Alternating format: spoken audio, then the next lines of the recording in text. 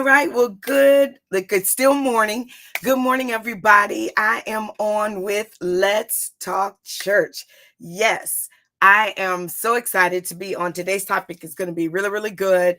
For those of you that normally hang out with me, welcome back. And for those of you that are new, welcome. I am Robin Ware, and I'm a church consultant, and I love teaching ministries how to operate efficiently, more effectively, and of course, in excellence. So today I have got a topic about crisis management, as well as I want to talk about a couple of things that are happening in the body of Christ. So let's get started. Make sure if you've got something to take notes with that you do, because today is going to be a class that you're not going to want to miss. All right.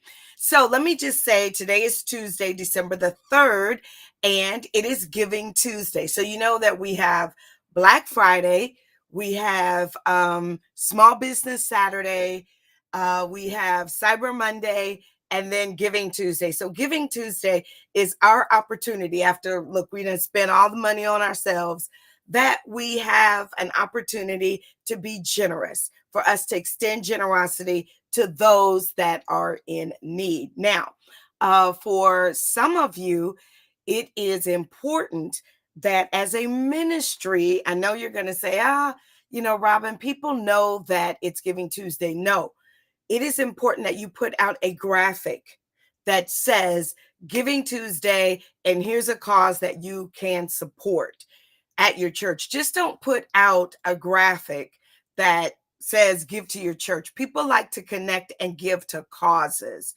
All right. So find a cause in your ministry. Do you have a CDC? Do you have a child care? Do you have a trip that your youth want to go on? Are you trying to buy coats for those in need for this holiday season? Whatever that is, that's what you want to connect your Giving Tuesday to. So it's not too late. Still got a good 10, 11 hours before the day ends. So jump over to Canva or call your favorite graphic designer and ask them to put together your Giving Tuesday campaign. All right. So let me know that you are on. I see you. Hello there, Brother Rollins. Glad to see you. Hello, Angela. Glad to see you. My YouTube folks are showing up. My Instagram folks are showing up. Hello there, Dr. Keem. I see you. Sean, I see, of course, Kim is on. Glad to see you on, sweetheart. Vicky is on.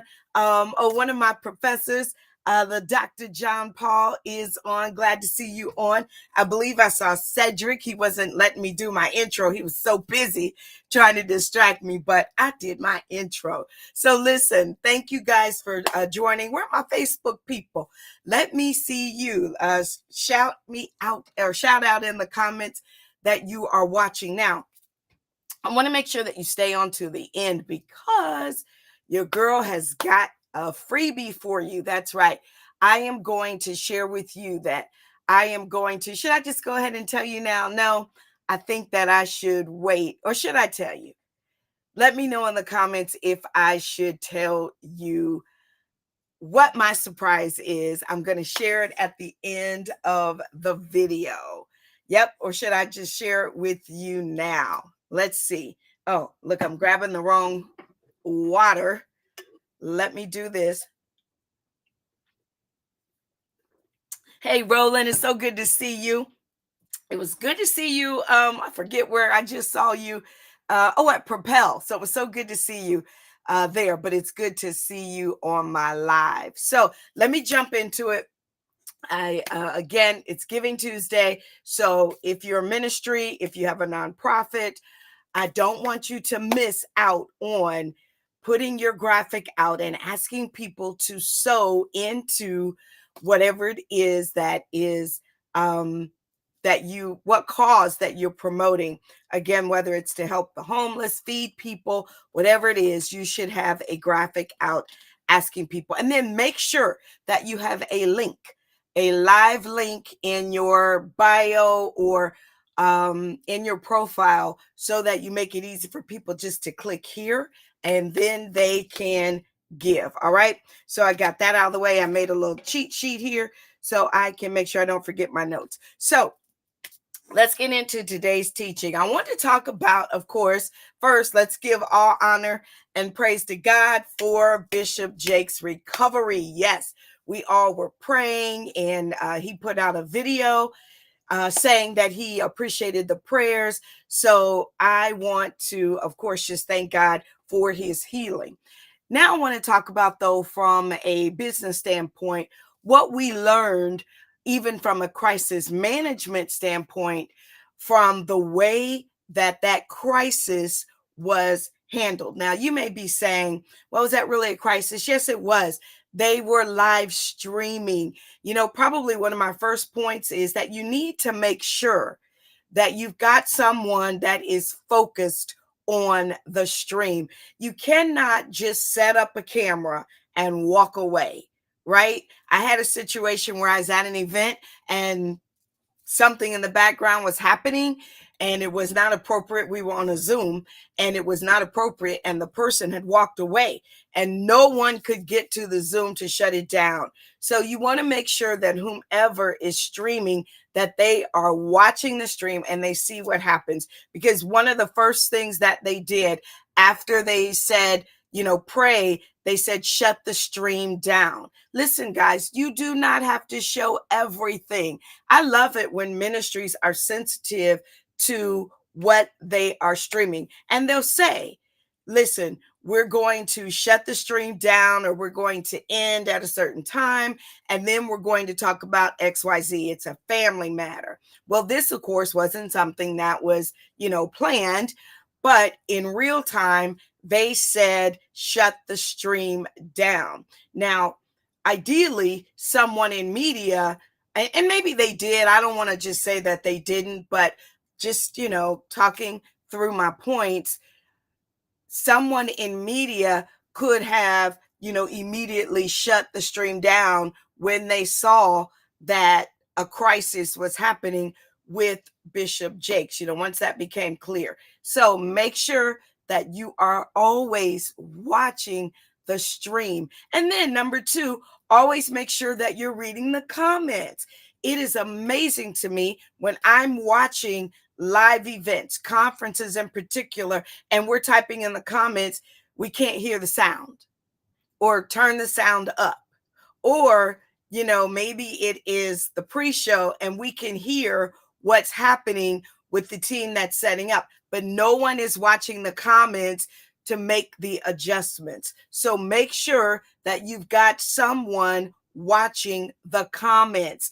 I am, like, one of my goals, right, is to be, I shouldn't even put this out here, but people always tease me with me being in school. Oh, you want a pastor? You want a pastor? No, I do not want to be a senior pastor. Let me clarify that. But I would love to be an executive pastor, or even a campus pastor. And an online campus, an online audience should be treated as a campus. So you need someone that is thinking like a campus pastor in the comments. They are the ones welcoming everybody. They are the ones managing the comments. They are the ones putting in comments to keep the online audience abreast of what is happening. What could have happened actually with the Bishop Jakes crisis, they could have stopped the stream, but they could have gone to a placeholder where that campus pastor came on stream, the stream, and said, hey, we're shutting the stream down. We're all going to continue to pray for Bishop Jakes, and we will give you an update through, whatever the channels are that they communicate updates. All right. Number three.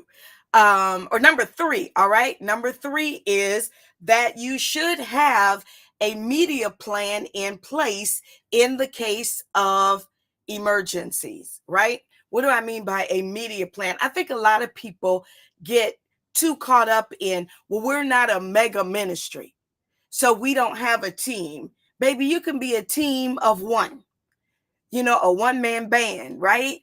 I was laughing recently at an event, and I was saying, my goodness, that musician went from playing the keys, playing the organ, playing the bass. I said, all he needs to do now is play the drums, and he truly is a one-man band. Well, it's the same thing in ministry. You can be a one-man, PR team or communications team. With that said, all you have to do is tell your audience, tell your church, tell your congregants, this is how we communicate. And what I love what the Jakes team did, they immediately put out a statement on Twitter. All right. They put a statement out on Twitter. Why is that important? Because they put it out on Twitter on their church timeline. Now, some of you, and I've taught this many, many times, you allow your media team to set up your social media accounts and they control them. All of your social media accounts, number one should be, they used to call them featured accounts back in the day, so I still like using that terminology. But featured accounts are the accounts that are set up in the name of the ministry. And the email attached to setting up those accounts should be an email that is owned by the ministry. That's what I mean when I say, too many churches allow their media team to set up their accounts and they use their own personal emails. So then when they leave, they actually can take ownership of said social media accounts. And I've seen it happen. I've seen it happen in large mega churches. So this isn't just something that small emerging churches have to contend with. No, it's churches of all sizes. So make sure that your social media accounts, that you have featured accounts that have the name of your ministry as the avatar, as the profile name, and then that the email that they are tied to is a domain-owned email by the church. So the Jakes team, they were able to send out a tweet. I know it's X, but I still like saying tweet. So they put out a tweet on their church account, their featured account, asking people, of course, to pray, and they gave a short update.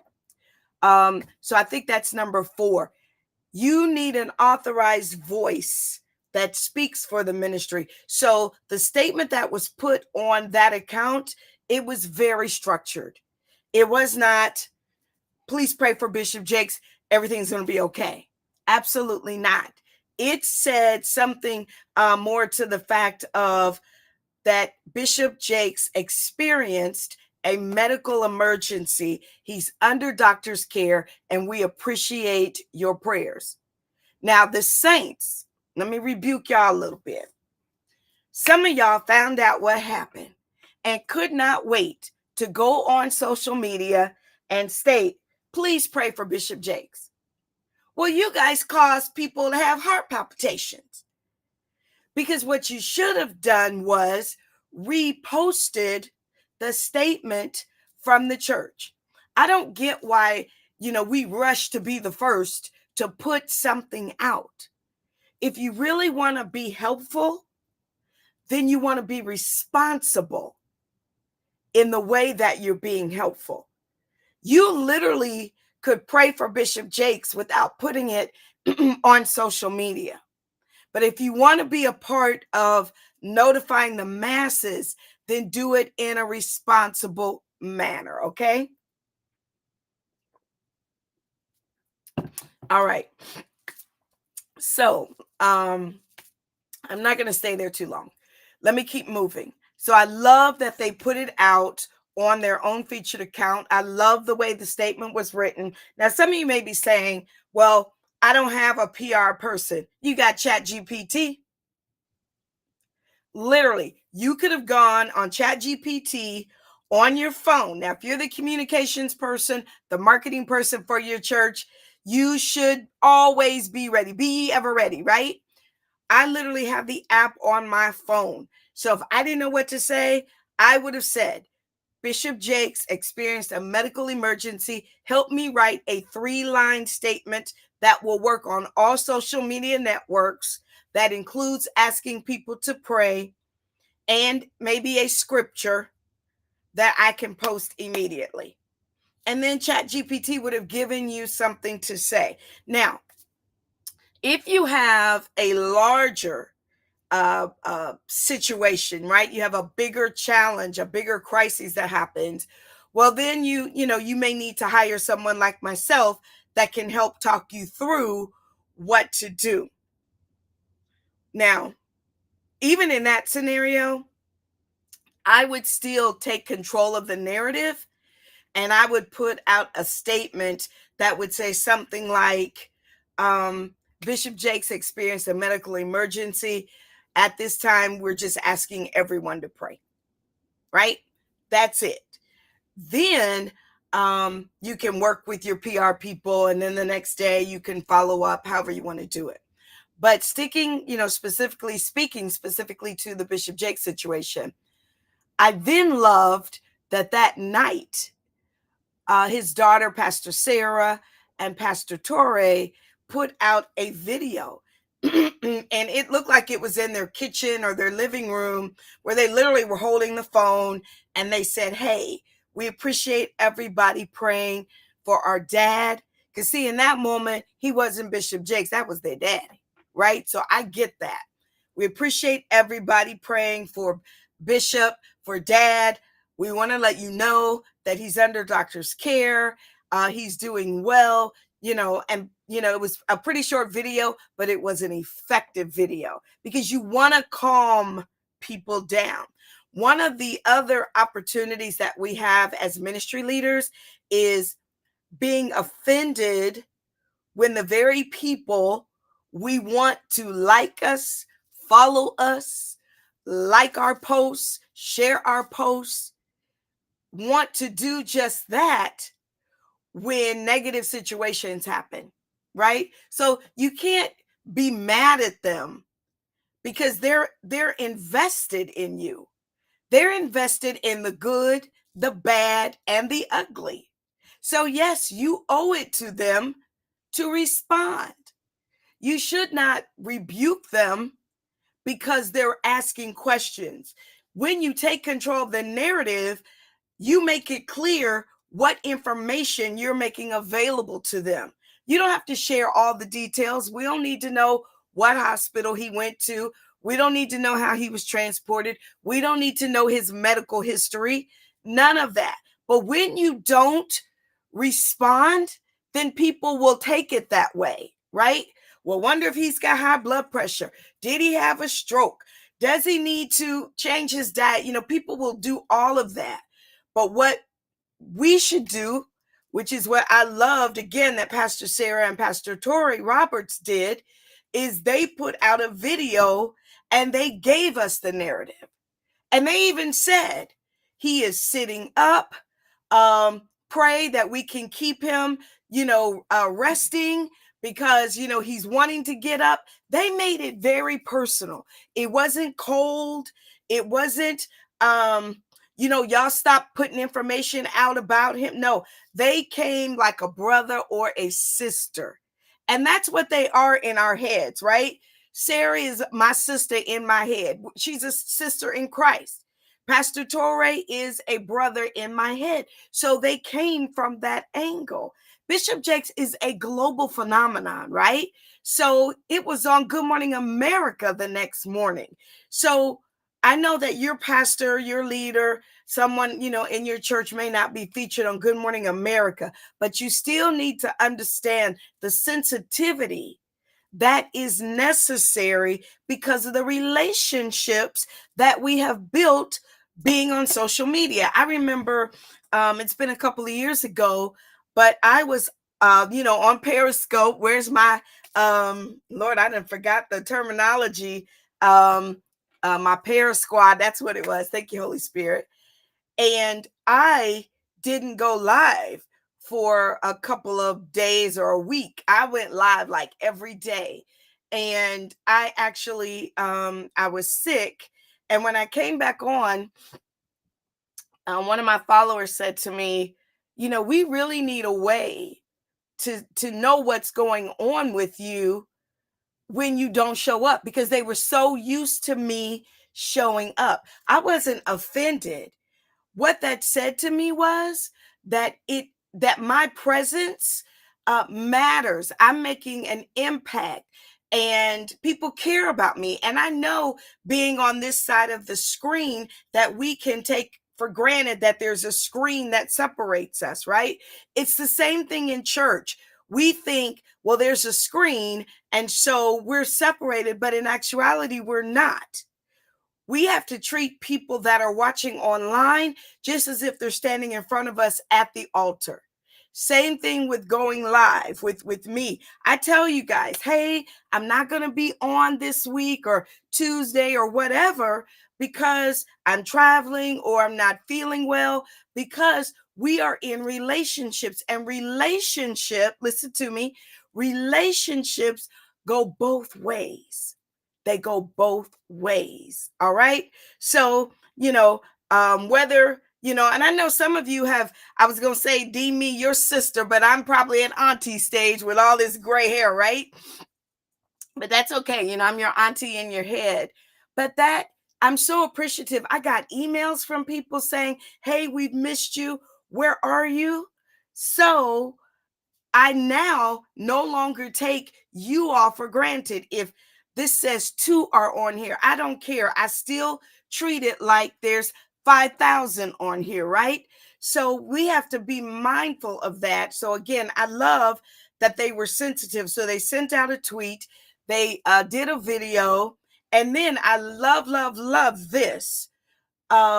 Sunday, they actually streamed Bishop Jakes in so that people could see him, and he thanked everyone for their prayers. And then they had everyone, including the online audience, streaming to extend their hands to the screens and pray for Bishop Jakes. They were very inclusive with all of their audiences. And that's the point I'm trying to make. When you've got donors, you've got givers, you've got sowers, right? People that have created relationship with you, engagement, that equals community, you guys. And so I love how they responded to the community, and the community now respects boundaries, right? They respect boundaries, and that's okay to set a boundary. But again, you want to control the boundary. You want to set it up, right? So let me see, how long have I been teaching? Okay, so 22 minutes. I'm about to wrap up. I started the video by saying I had something that I was going to share with you, and I wanted to surprise you at the end. So this is wrapping up to be the end, because I really want to go into more teaching, but I'm not, because your girl is going to go live tonight. This is my surprise at 7 p.m. I am going to do a full webinar. This is a webinar that I normally would charge $97 for, right? But I am actually going to go live, and I am going to teach a full crisis management webinar. Now, in this webinar, I am going to share the importance of 3 plans that you need to control the narrative whenever a crisis happens. A PR plan, a communications plan, and then, of course, a crisis management plan. Why does all of this matter? Because once the story gets out there, you can't pull it back. So you want to make sure that the story that's out there, it's the narrative, it's the correct narrative, and that you have ownership of it. So I want you to do this for me so that you can register to be a part of the webinar, because I am not going to share the replay. I'm not going to share it. I'm not going to post it. This is just something I want to do from my heart. I want to share it with you all tonight at 7:00 p.m. How can you register for the webinar? All you need to do is make sure that you are on my email list. If you got the notification from me that I was going live this morning at 11 a.m., then you are on my email list. If you did not, get that email, then I need you to go to thewearagency.com. Go to my website, thewearagency.com, and scroll all the way to the bottom. And there is a sign up box where you can put in your name and your email, and it says to sign up to get tips and strategies and invitations from me. Once you do that, when I send out the link, you will receive it. All right. So 7 o'clock tonight, there will be no replay. So you don't even need to ask me. This is normally a paid webinar, but I am in the spirit of Giving Tuesday. You see how I did that? In the spirit of Giving Tuesday, I am going to give this webinar tonight, 7 o'clock. Oh, Angela's asking how long is the webinar? It will be no longer than an hour. So I will teach 30 to 40 minutes and I'll take questions. When I tell you this is a good webinar, oh, it is juicy. Yes, it is juicy. When I tell you I am going to bring it, you want to make sure that you share with your team, with your pastor, with all of your leaders, that this is a must attend webinar.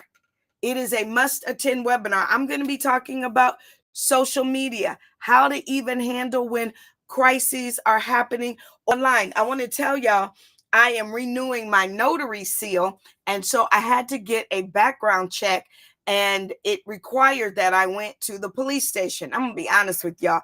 I didn't even know where the police station was. I don't even think like that. So I did my little Google search and said, oh, wow. The police station was next to my bank, which is one of the branches of my bank. So that was really funny. But when I went to the police station, I filled out the paperwork to get my background check. It cost $20, and they said it'll take about 20 minutes. So, I went and, sat in the lobby, and I was just, I couldn't help but listen to different people that came in. And this man came in and he said, I need help. I am being harassed. And so I'm thinking to myself, wow, and I wasn't eavesdropping because it was just an open lobby and you could hear. And he said, I am experiencing cyberbullying. So, my ears really perked up because, I love technology. So I was curious to hear what the police officer was going to say to him. And the police officer literally, I guess he was like sitting back in his chair because he was like, well, what's going on? And I just was like, oh my God, so uncaring. But he said that he was being cyberbullied through his inbox, through DMs, and through text messages. So he actually knew the person. So, he told the police officer all of that. So I was thinking, even about today, that I wanted to talk through what happens when we have online challenges with some of our leaders. I actually coached a client, I'll just say it like that, a client, when a personal situation was made, when a private situation was made public online, and what they could do to get ahead of it, how they could navigate it, and then how they could step away from it. So I'm going to talk about that tonight. So I think it's really important, and I'm not just saying that because, I want to have a bunch of people on tonight, but this is really useful information. And I'm telling you, when Holy Spirit leads me to do things like this, there's always somebody out there that needs it. And that somebody may be the person that you reach out and invite to be on this webinar tonight. All right. So 7 o'clock tonight, go to the Wear Agency. Let me put it up for you. Thank you guys for being on.